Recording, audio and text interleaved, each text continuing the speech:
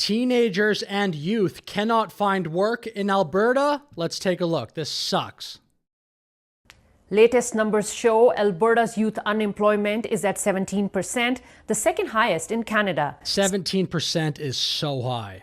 Statistics Canada says new grads face one of the toughest job markets in decades, and that's a reality facing 19-year-old Calgarian Dana, who's been job hunting for 18 months now.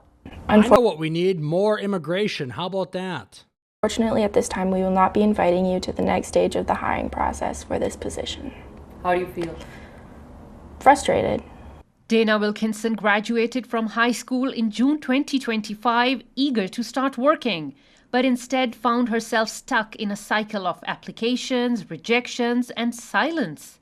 I started being really specific on what I wanted, but at this point, it's kind of like, I just want a job at this point. So I've applied at every open available job. Like? I feel bad for her, man. The job hunt stinks. 18 months, I mean, that's incredible, but job hunting in general just sucks. It's so slow. Like grocery stores, fast food chains, servers, like everything. Her only This woman can't even find the most basic of jobs. This is very sad. work experience? A few weeks at a rolling rink. She's been to job fairs, completed internships, revamped her resume, applied in person, trying Okay, do you think this woman's inability to find even a basic job is correlated to this? This video is from 2023, just at the tail end of 23. It's the largest population increase in 66 years, a staggering sudden jump. We are growing at about 4 times the historic rate. In the same year the country's population crossed the 40 million mark, the additional number of people living here between July and September is up by more than 430,000. The majority of newcomers. Between July and September 23, almost 500,000 people. More than 430,000. The majority of newcomers aren't permanent residents yet. I would argue, given that the situation we're currently in, I would go as far as to say that the federal government has lost control of these inflows. Among those, By the way, that same federal government, the Liberals, continue to win, but I mean, when are they going to ever lose? I don't think they ever will, at least in the short/medium term. coming foreign students, temporary foreign workers, and migrants. Many more people competing for social programs, jobs, health care, and housing. If you're living in an immigrant community where you need to compete for rental housing or for jobs with the newcomers, then it's much less clear what the benefits are. Earlier this month, the federal housing minister acknowledged This guy, it might by the be way, necessary. is probably the worst politician in Canada. It probably was Trudeau, but Trudeau's now gone, so this guy here, Sean Fraser, what an L. And another thing where that guy said, if you're living in an immigrant community, is that not the entirety of Canada now? Where could you go to find low amount of immigrants? There are very few places, maybe some small towns, things like that in more secluded areas of the country. Okay, this stat here, I think, which I'll get back to the original video that we were playing, but I think this is perhaps one of the darkest stats I've ever seen. What percentage of Canada's population growth in 23 was from immigration? What percent from births in the country? In 23, Canada's population growth was overwhelmingly driven by immigration, about 97.6. So let's round that up to 98 of population growth in 23 came from international migration. Only about 2.4% rather, of the growth was due to natural increase, births exceeding deaths. So, I mean, this is just totally changing the country. And for what? The argument for immigration is it's supposed to be good for the economy. Who is it good for? This woman now, 18 months and counting, trying to find a job. This is so sad. everything. Dana says she applies to 5 jobs every day, and the rejections and ghosting have started to wear her down. A lot of jobs or job descriptions will say that they're entry level, but then expect you to have 2 to 3 years of experience.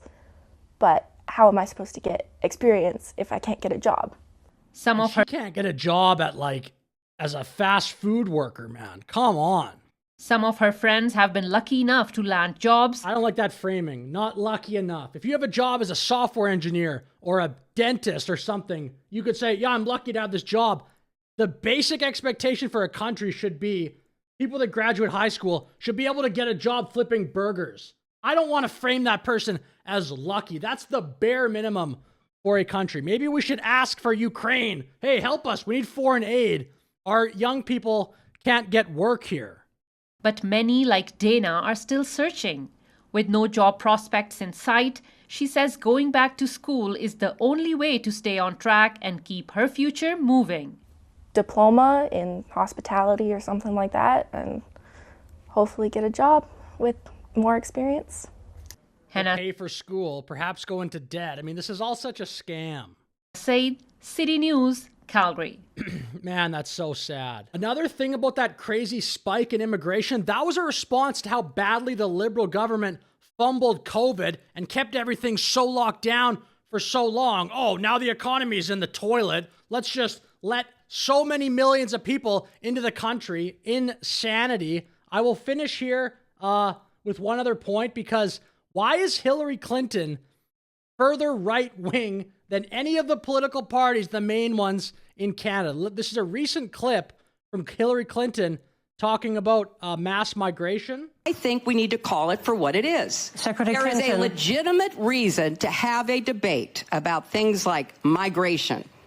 It went too far. It's been disruptive and destabilizing, and it needs to be fixed in a humane way with secure borders. Pierre Poilievre ever said that? Again, I say, okay, the Canadians keep voting the Liberals, which I believe that, but where's the alternative? Stabilizing, and it needs to be fixed in a disruptive. Has Poilievre ever called it destabilizing and, what did she say? And destabilizing, and been disruptive. Disruptive and destabilizing. Has Poilievre ever given language like that to immigration? I know lately, by the way, during the election campaign where it actually mattered, he was pretty soft on immigration, like he was soft on a whole bunch of other stuff. But we'll just quickly play this video, just a little bit of it from the middle of 25. It's a shift of tone on a hot-button issue. We want severe limits on population growth to reverse the damage the Liberals did to our system. Conservative leader Pierre Poilievre going He's further right, but too late. on immigration than he did during the election. The population has been growing out of control. Our borders have been left wide open. This has caused the free flow of drugs, human trafficking, illegal migration. That's what Liberals have done. The Conservative leader didn't clarify what he meant by severe limits on population growth. Thank you. And walked away when reporters attempted to follow up. Severe limits on population growth. What do you think that should be? Most Conservative MPs equally as uninterested in responding. I saw you tweeting about that. Anything you want to say about that? Canada's Look at these population. reporters, man. What do you mean severe limit on population growth? Crazy. And then women like this young woman in Calgary just sitting there. I want a job. I want a job. 17% youth unemployment is off the chart. So I'll finish the video. Thanks for watching. Let me know your thoughts in the comments. Have a great day.